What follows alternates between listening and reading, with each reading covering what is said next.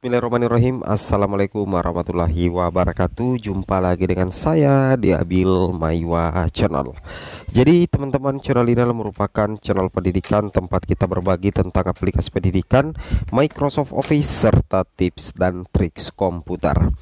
Jadi pada video kali ini teman-teman ya, kembali lagi admin akan mencoba mengupdate ya informasi terbaru seputar perkembangan P3K Guru tahun 2024, yang mana di sini kami mendapatkan informasi di salah satu daerah ini yang sepertinya memastikan 100% guru honorernya 100% tuntas tahun ini di P3K 2024. Wow, alangkah bahagianya teman-teman ya, andaikan seluruh daerah seperti daerah ini tentunya menjadi kabar gembira untuk seluruh guru honorer ya. Baik teman-teman ya, tanpa berbasa-basi lagi kita langsung saja to the point ke informasinya. Di sini kami mendapatkan informasi terkait dengan guru honorer jadi P3K tuntas tahun ini, tetapi PTT masih ribuan. Nah, oke. Ini tentunya menjadi salah satu kabar gembira teman-teman ya. Di sini kita lihat dari pemerintah Kota Bengkulu. Wow, jadi selamat buat teman-teman guru honorer yang ada di pemerintah Kota Bengkulu. Kemungkinan besar ya 148 guru honorer itu bakal menjadi P3K tahun ini. Alhamdulillah ya, tentunya ini menjadi kabar gembira dan mudah-mudahan daerah-daerah yang lain juga bisa seperti itu ya. Pemerintah Kota Bengkulu akan ikut melakukan seleksi pegawai pemerintah dengan perjanjian kerja atau P3K 2024. Yang mana teman-teman ya, diperhatikan di sini Pemkot Bengkulu mengusulkan sebanyak 148 guru honorer menjadi P3K tahun ini. Bahkan di sini diinformasikan oleh Kepala Bidang Guru dan Tenaga Kependidikan Dinas Pendidikan dan Kebudayaan Kota Bengkulu, Zainal Azmi, mengatakan bahwa pelaksanaan tes P3K guru tersebut akan menggunakan sistem komputer asistes ya. Wow, dia menyebutkan jumlah guru honorer di lingkup Pemko Bengkulu semula 1.103 orang dari guru honorer ikut seleksi P3K tahap pertama dan kedua. Total saat ini yang sudah diangkat menjadi P3K sebanyak 955 orang. Jadi itu tersisa hanya berapa lagi teman-teman ya? Tersisa sekitar 148 ya. Nah, inilah 148 nanti itu dipastikan bakalan diangkat menjadi P3K Bapak Ibu ya. Wow. Ini tentunya menjadi salah satu kabar gembira ya. Oke. Nah, di sini diinformasikan sehingga kita masih akan merekrut 148 P3K lagi di tahap ketiga. Ujar Zainal di Bengkulu ya. Terkait dengan biaya pelaksanaan perekrutan P3K Guru 2024, kata dia akan menggunakan dana alokasi umum dari pemerintah pusat. DAU inilah yang digunakan kabupaten dan kota dalam perekrutan P3K, nantinya juga akan memiliki gaji yang sama dengan PNS berdasarkan golongan. Wow, luar biasa ya, ini tentunya menjadi kabar baik. Zainal mengatakan para P3K pada 5 hingga 10 tahun akan dilakukan evaluasi terkait dengan kinerjanya. Bagi P3K yang kinerjanya baik, maka kontraknya juga akan diperpanjang. Dikatakan Pemkot Bengkulu mengalami kekurangan tenaga guru, terutama untuk guru sekolah dasar ya. Betul sekali Bapak Ibu ya, Pemkot Bengkulu ini memang masih kekurangan guru. Jadi melalui P3K ini bisa mengisi kekosongan tersebut. Apalagi di tahun ini banyak guru yang pensiun. Di luar guru honorer, Pemkot Bengkulu mencatat ada 1.500 pegawai tidak tetap PTT telah masuk dalam formasi P3K 2024 sesuai dengan ketetapan dari Kemenpan RB. Dari 2.394 PTT yang diusulkan ke pusat, Menpan RB memberikan kuota sekitar 1.500 yang dipastikan bisa mengikuti tes P3K, sebut Asisten 1 Setda Pemkot Bengkulu Eko Agus Rianto. Nah, ini tentu menjadi kabar baik bahwa untuk salah satu daerah di Indonesia, Pemkot Bengkulu itu sudah memastikan bahwa seluruh guru honorernya bakalan tuntas di P3K 2024. Mudah-mudahan di daerah lain juga banyak yang seperti ini teman-teman. Nah, untuk lebih jelasnya silahkan simak informasi berikut ini. Bismillahirrahmanirrahim. Assalamualaikum warahmatullahi wabarakatuh. Jumpa lagi dengan saya di Abil Maiwa Channel. Jadi teman-teman, channel ini merupakan channel pendidikan tempat kita berbagi tentang aplikasi pendidikan, Microsoft Office, serta tips dan triks komputer.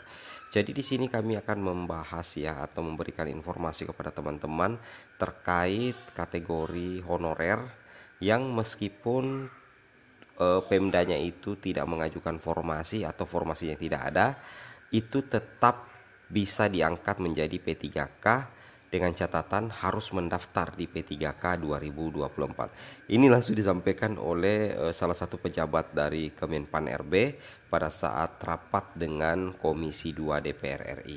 Baik teman-teman, langsung saja kita tutup poin ke informasinya. Di luar instansi pemerintah dan di dalam instansi pemerintah. Yang penting dari Dikbudnya nanti ada penugasan ke perguruan tinggi yang bersangkutan. Jadi kami sudah siapkan Bu di Permen 62 tahun 2020. Koordinasinya sama siapa itu Pak?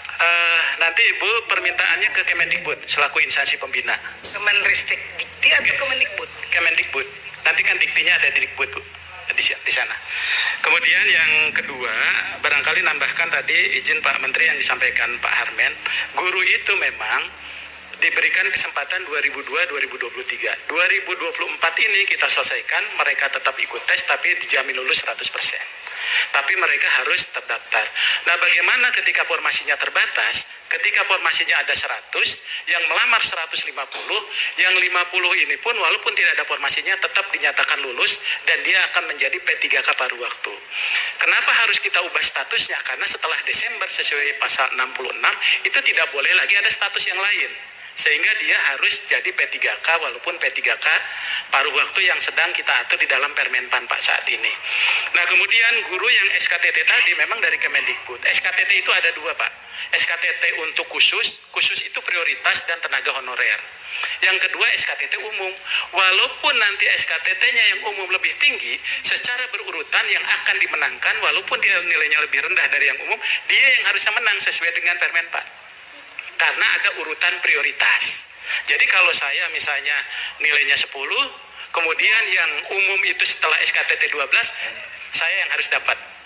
Karena di Permenpan kami menyebutkan bahwa secara berprioritas yang pertama, termasuk P1 tadi Pak Gaus izin, yang kedua adalah tenaga honorer.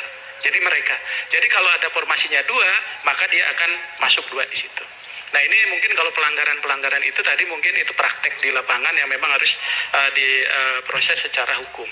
Kemudian dari sisi regulasi, penyelesaian tenaga non-ASN ini, walaupun belum selesai di PP ini, kami sudah siapkan Pak perangkatnya semua. Termasuk 2022, 2023, 2023 itu 80%, 2024 setelah ada undang-undang itu 100%. Tapi kami mengharapkan memang seluruh Pemda itu yang punya kewenangan untuk mengusulkan, itu problemnya. Nah, oleh sebab itu ketika dia tidak mengusulkan, tapi kalau THK 2 atau tenaga non-ASN ini mendaftar, dia akan menjadi paruh waktu. Jadi kesempatannya itu menghabiskan proses ini. Nah, yang kami khawatirkan itu justru ketika mereka tidak mendaftar di tahun 2024. Nah, kalau dia tidak tidak melamar di 2024, maka dia tidak terdaftar sebagai orang yang pernah mengikuti tes. Nah, dengan demikian barangkali besok mungkin Pak Ketua nanti kami sampaikan undangannya Pak untuk bisa hadir untuk menghimbau kepada mereka.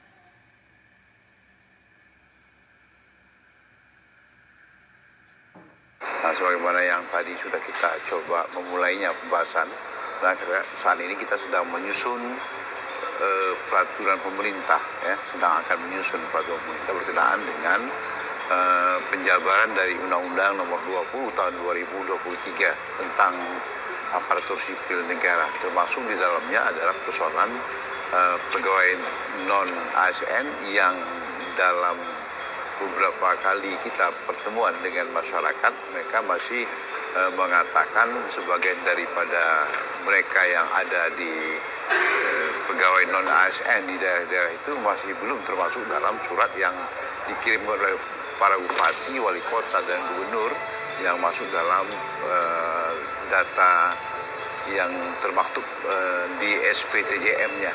Jadi oleh karena itu ternyata masih banyak jumlah pegawai yang di luar dari apa yang sudah disampaikan di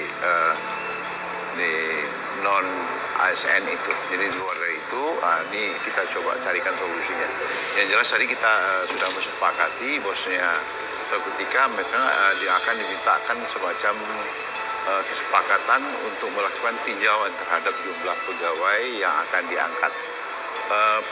Tadi kita memberikan pendekatan bahwasanya seluruh nanti pegawai non-ASN ini supaya tidak ada lagi keluhannya ke depan. Tidak ada lagi pegawai non-ASN yang tidak diangkat. Ini yang kita inginkan pada Desember. tahun 2024 itu nanti. Artinya semua jenis mereka, baik itu tenaga kebersihan, tenaga kesehatan, dan tenaga lain yang sifatnya non-ASN, tetap mereka akan diproses apakah sebagai tenaga P3K paruh waktu ataupun mereka penuh waktu. Itu yang akan kita carikan solusinya. Yang jelas kita akan selesaikan persoalan pegawai non-ASN ini yang disebut dengan tenaga honor itu menjadi pegawai yang segera akan diangkat sebagai pegawai P3K. Pecat itulah. Nah sekarang dengan kemudahannya jadi mereka yang berprestasi cepat karirnya, mereka yang nggak berprestasi cepat keluar itu. Nah dengan gerbong atasnya kosong, gerbang bawahnya naik terus itu. Dan saat yang sama karena mereka sudah ada rekrutmen berikutnya yang utama ini dulu diberesin nih.